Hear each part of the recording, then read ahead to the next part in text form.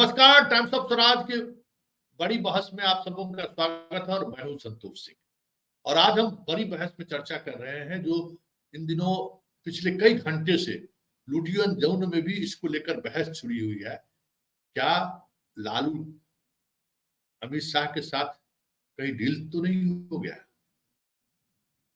चीजें कुछ इसी तरीके से दिख रही है। मैंने ये स्टोरी भी चलाई है कि कैसे ये कहते हैं कि हम बिहार में इंडी गठबंधन या इंडिया गठबंधन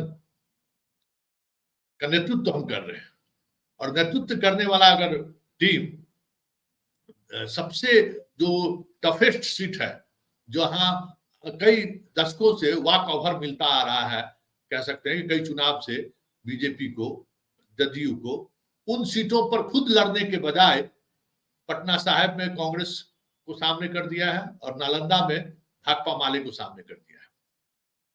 इसी तरीके से कई ऐसी सीटें हैं, मात्र 10 सीटों में बीजेपी के आमने सामने ये चुनाव लड़ रहे हैं।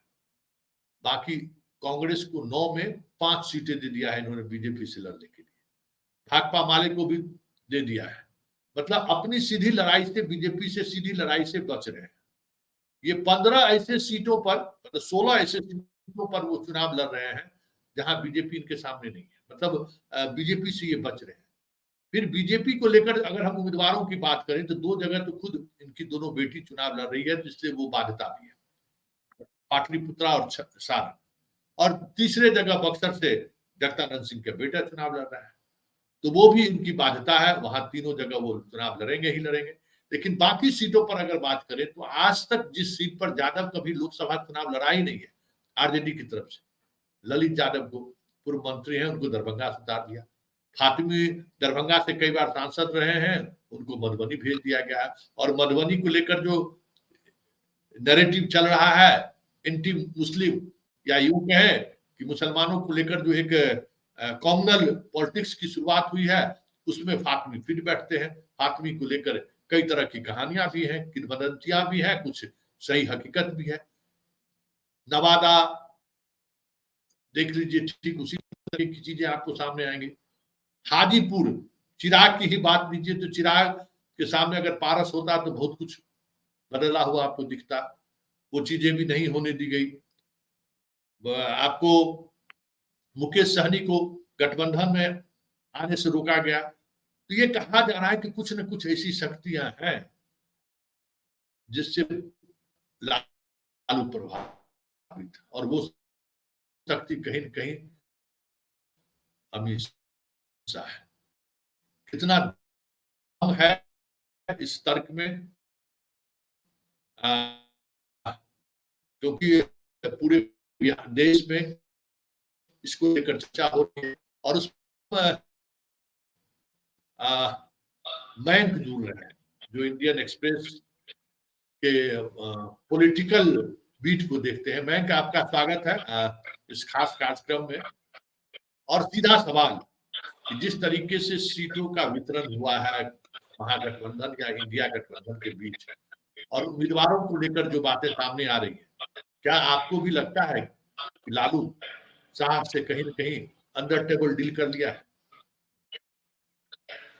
सर, मुझे लगता है कि अंडर द टेबल डील हो ना हो, लेकिन कहीं ना कहीं ये टैक्टिकल अलायंस की तरफ इशारा है।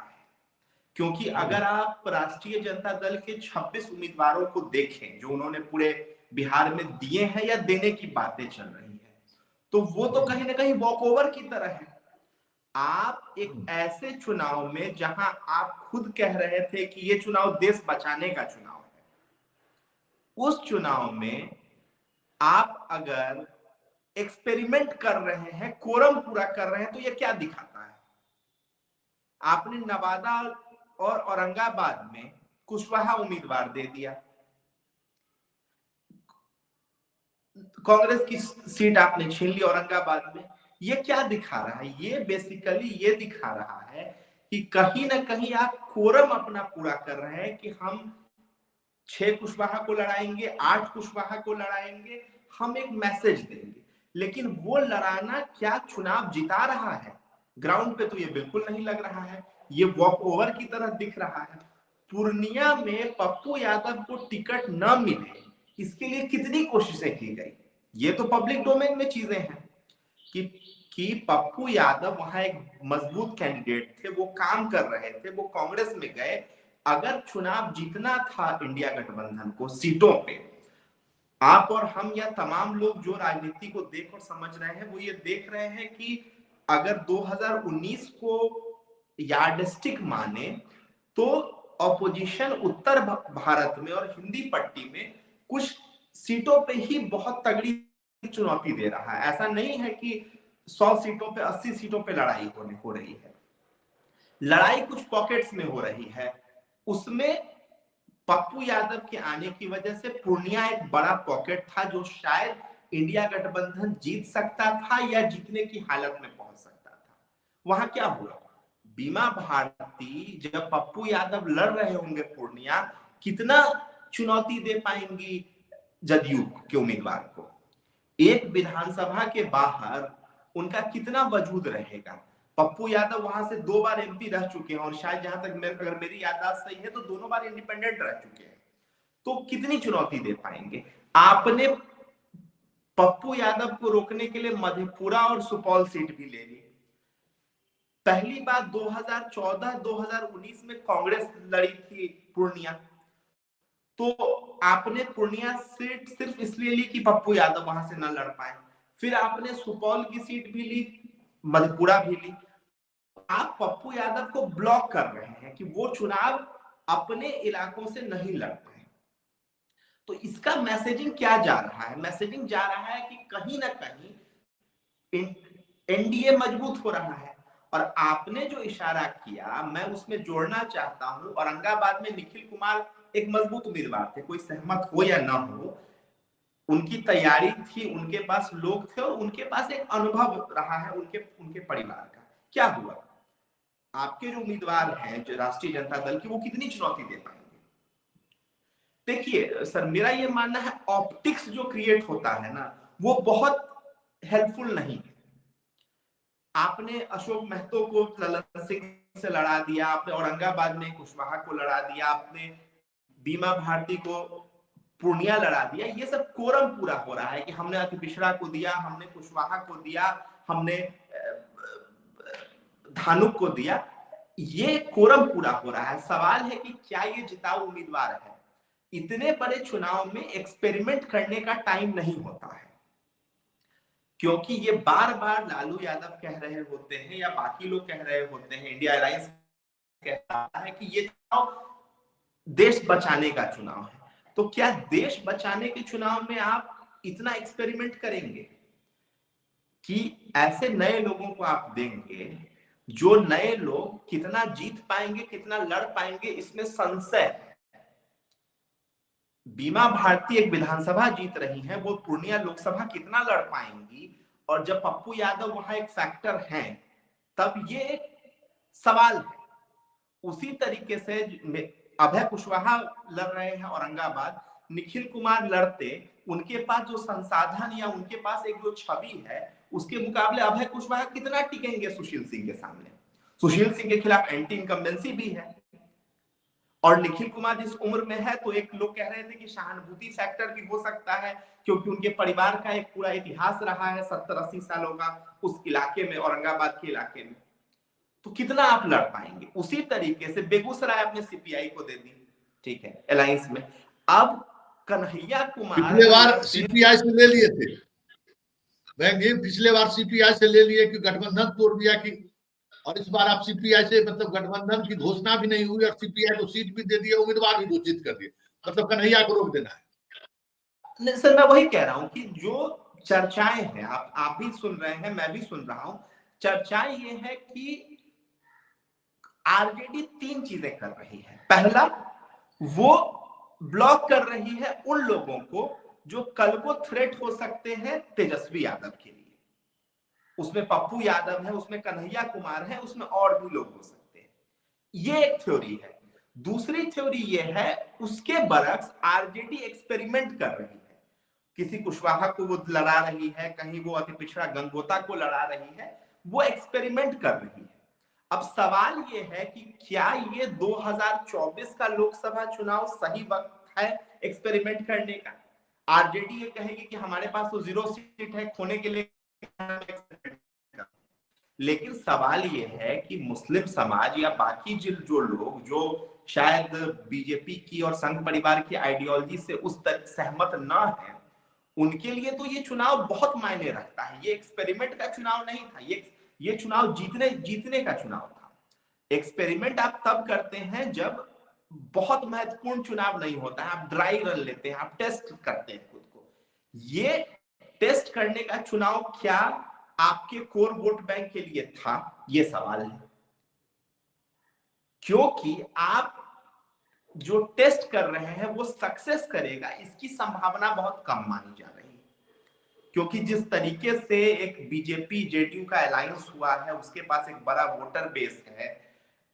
एक बात है कि हम कुशवाहा को बहुत लड़ा रहे हैं। सर, सवाल ये उठ रहा है कि सम्राट चौधरी, उपेंद्र कुशवाहा और नीतीश कुमार जहां होंगे, कुशवाहा वहां खड़ा होगा या कुशवाहा आरजेडी के साथ खड़ा होगा?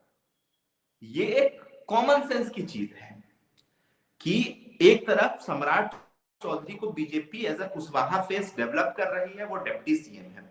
नीतीश कुमार सबसे बड़े चेहरे लव कुश के माने जाते हैं, और उपेंद्र कुशवाहा भी साथ है, जिनका भी एक अपना कुशवाहा समाज में प्रभाव है। उनके सामने आप 6-8 जितने भी कुशवाहा को लड़ा दे, क्या वो कुशवाहा वोट में आधा डेंट भी कर पाएंगे उस लोकसभा सीट पे? ये सवाल है, और वो उसका जवाब यही है कि शायद ये कोशिश को रोकने की है लोगों को, और साथ ही साथ ये एक टेस्ट ड्राइव वो ले रहे हैं, प्रैक्टिस कर रहे हैं, जो प्रैक्टिस कहीं ना कहीं उनके लिए घातक साबित हो सकती है।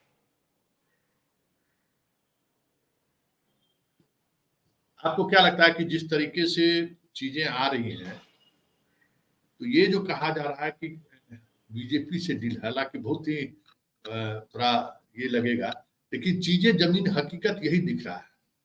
आप बताइए ना कि महाराजगंज से अखिलेश सिंह के बेटे के चुनाव लड़ने की बात आ रही है। कांग्रेस को इन्होंने कौन सा सीट दिया? जिन 9 सीटों को इन्होंने दिया, उस 9 सीट में 5 सीट उसको सीधा फाइट बीजेपी से। पटना साहिब समझिए कि इस प्रदेश का सबसे खास सीट है ना, वहां आप लड़ने को तैयार नहीं है। आप कहते हैं कि हम बड़े भाई की भूमिका में बिहार में हैं, लेकिन आप पटना जो साहेब, जो बीजेपी का मतलब समझिए कि अजय सीट है, कभी आप जीते थे, गुजराल को लेकर बड़ा बबेला मचा था, उस अजय सीट पर आप टक्कर देने को के लिए तैयार नहीं है, आप वहां से भाग रहे हैं। नालंदा जो नीतीश कुमार का गढ़ है, आज जब से नालंदा की राजनीति गरमाई है, नीतीश सुर्खियों में आए हैं, राजनीति के शिखर पर पहुंचे हैं, नालंदा सीट पर आज तक नहीं आ रही है। आप वहां भाकपा माले को भेज दे रहे हैं। मतलब जहां सीधी लड़ाई आप लड़के एक मैसेज देने की कोशिश करते, तो वहां आप मैसेज देते हुए नहीं दिख रहे। तो क्या आपको लगता है कि ये जो रणनीति है लालू की, कि 2025 साधने की जो रणनीति है, ये रणनीति आने वाले समय में उनके लिए मुश्किलें खड़ी कर सकती है? क्योंकि ये बड़ा सवाल है। ये सवाल बहुत बड़ा सवाल है कि मैं क्या लगता है कि 2024 के चुनाव में आप चाहते हैं कि हम बीजेपी को थोड़ा वॉक ओवर मिल भी जाए तो मिल भी जाए, इस सहारे हम कुशवाहा को साध कर देखिए। आप तो कहने वाले ये कह रहे हैं कि लालू का निशाना कुशवाहा और भूमियार है, विजय सिन्हा और सम्राट चौधरी है, क्योंकि ये 2 चेहरे उनको दिखता है कि विधानसभा में उन्हें चुनौती दे सकता है।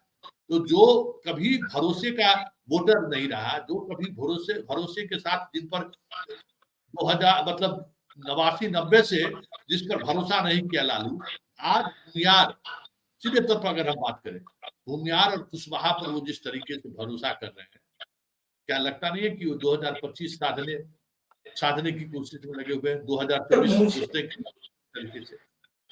सर, मुझे ये लगता है ये साधने की कोशिश बहुत ईमानदार कोशिश नहीं है।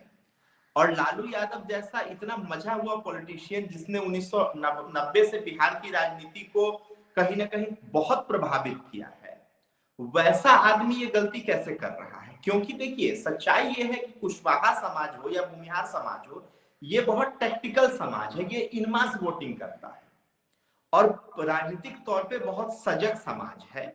हम लोग जानते हैं नीतीश कुमार का पूरा जो उभार हुआ 90 के दशक के बाद, या 2000 के दशक में वो लव और कुश पे हुआ, जिसमें कुशवाहा एक बहुत बड़ा फैक्टर था। भूमिहार समाज के बारे में तमाम लोगों को पता है।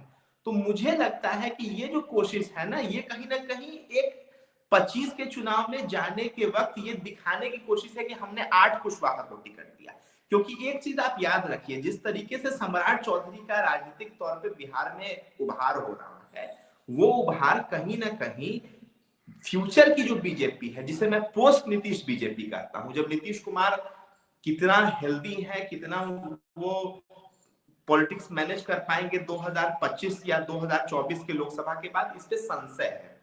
तो 2025 के बाद जो बिहार पोस्ट नीतीश इमर्ज करेगा या 2026 के बाद इमर्ज करेगा, उस पोस्ट बिहार में सम्राट चौधरी बीजेपी के एक बड़े फेस है।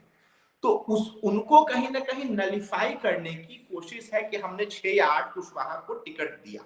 लेकिन मेरा सवाल है, मेरा मानना यह है कि कोई भी समाज आज की तारीख में, और जिस तरीके से राजनीतिक तौर पे समाज, तमाम जातियां सजग हुई हैं, उसमें हर कोई पावर शेयरिंग देखता है। आपने कितना सिंबल बांटा ये नहीं देखता है, क्योंकि उनको ये पता होता है कि अगर हमारा कैंडिडेट को आपने सिंबल दिया, वो चुनाव नहीं जीता, तो वो किसी काम का नहीं है। और वो चुनाव तभी जीत सकता है जब उसे दूसरी जातियों का बड़े लेवल पे वोट मिलेगा। ऐसा नहीं है कि बिहार में कोई ऐसी, शायद ही कोई लोकसभा सीट होगी दो चार को छोड़ के जहां यादव, मुसलमान और कुशवाहा मिलकर चुनाव जीत सकते हैं। कुशवाहा कैंडिडेट आरजेडी का तभी जीतेगा जब उसे मुसलमान, यादव के अलावा अन्य जातियां वोट करेगी। तो वो समाज इस चीज को देखता है। बीजेपी जैसी पार्टी या जेडीयू जैसी पार्टी के साथ एडवांटेज ये होता है कि वो पावर शेयरिंग में हिस्सा देते हैं। सम्राट चौधरी अगर डिप्टी सीएम है तो उनका कद बहुत ऊपर हो जाता है उस स्ट्रक्चर के अंदर।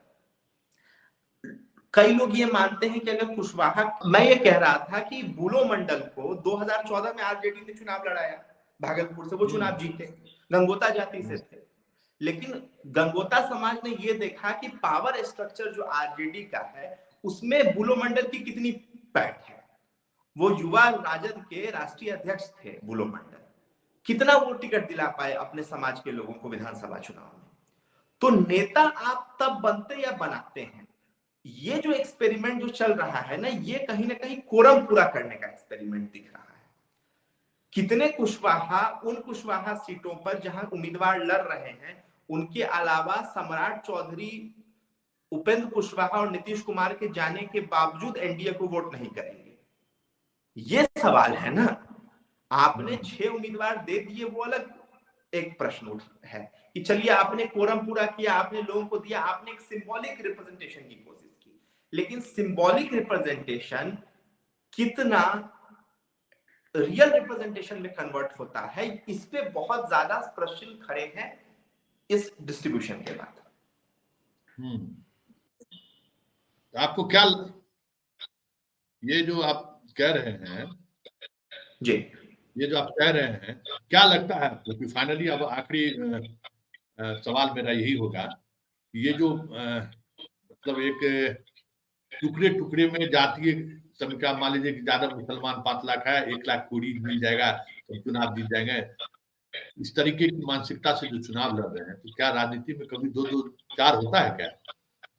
सर ये सवाल ही नहीं है। मैं कह रहा हूं ना कि 2020 का जो असेंबली वर्डिक्ट था, उसका मिसरीडिंग किया है तेजस्वी यादव और लालू यादव ने। इनको ये लगा कि 2019 के लोकसभा चुनाव में हमें 0 सीट भी मिली है, तब भी विधानसभा चुनाव में हम बड़े फोर्स बन गए, हम सरकार बना लेते।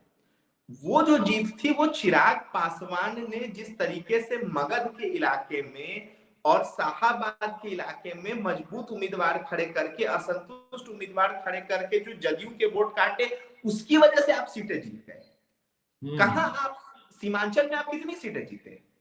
सीमांचल में तो चिराग पासवान फैक्टर नहीं थे। मिथिलांचल में तो चिराग पासवान फैक्टर नहीं थे, क्या हुआ वहां? कोशी के इलाके में चिराग पासवान फैक्टर नहीं थे, क्या हुआ वहां?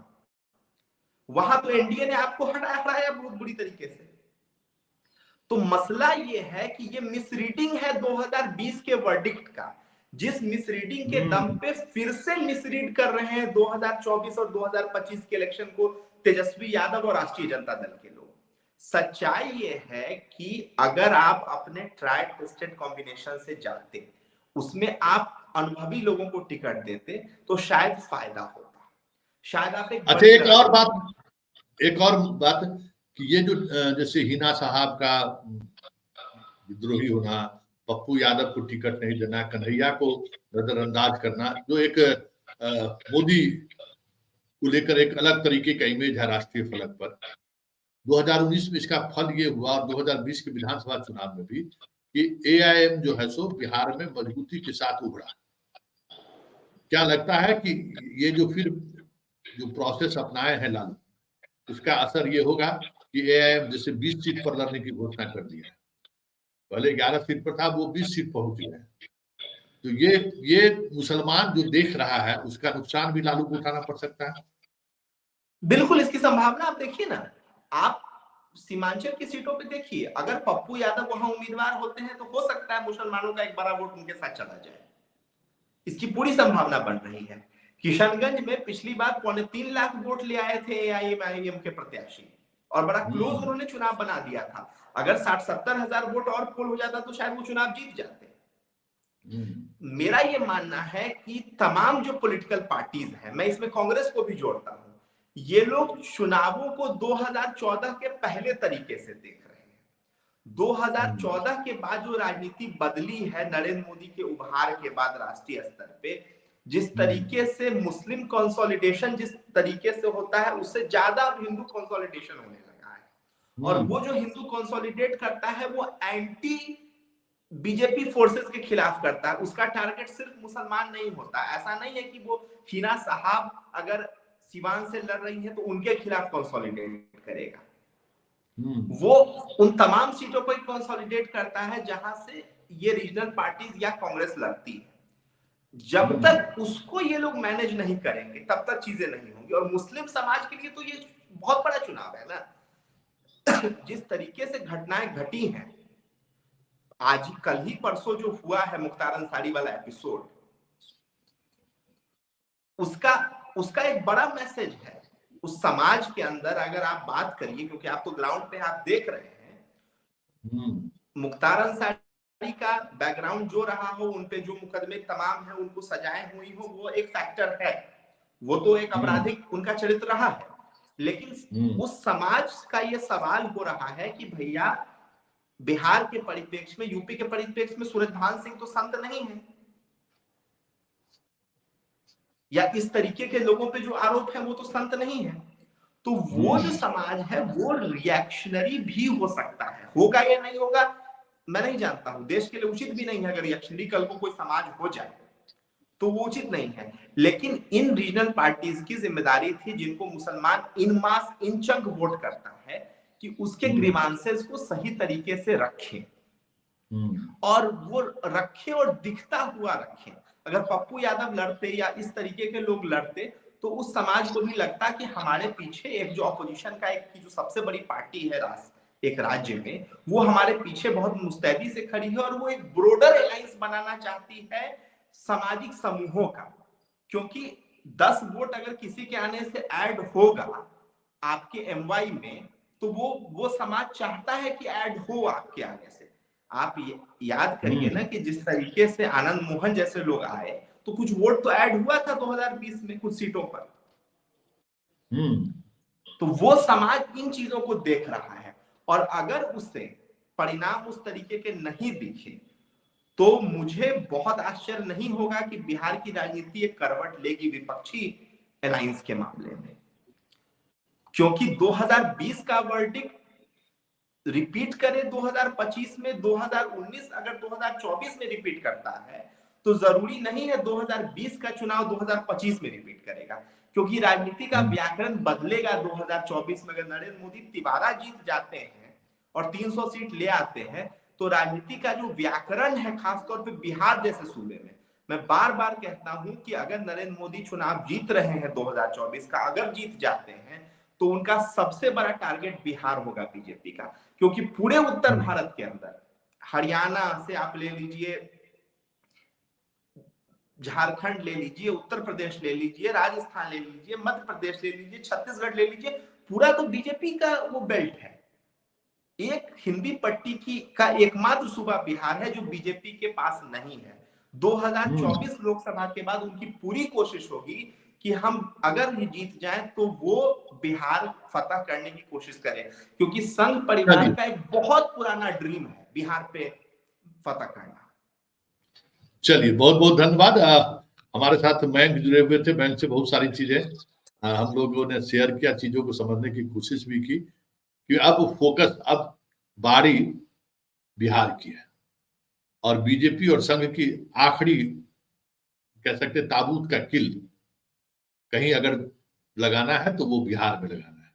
जिस बात को लेकर लालू या तो समझ नहीं रहे हैं या फिर उस राजनीति में उनके पास कोई दूसरा विकल्प नहीं दिख रहा है जिसके सहारे वो 2024 को साथ, जबकि 2024 में जिस तरीके से बीजेपी और जदयू ने अपने पुराने ही उम्मीदवार, पुराने सांसदों पर दांव खेला है, जिसके खिलाफ घोर आक्रोश है, कह सके इनकम्बेंसी है, लेकिन लालू ने जिस तरीके से टिकट वितरण किया, सीट वितरण किया, जो इमेज अब बन के सामने आ रहा है कि ये कहीं मिले हुए नहीं है, इसका व्यापक असर कह सकते हैं ऐसे वोटरों पर पड़ता हुआ दिख रहा है जो चाहते थे कि 2024 में मोदी को रोका जाए। चलिए, इस खास कार्यक्रम बड़ी बहस को यहीं समाप्त करते हैं, फिर किसी नए मुद्दों के साथ हमारी आपकी मुलाकात होगी। फिलहाल हमें इजाजत दीजिए, नमस्कार।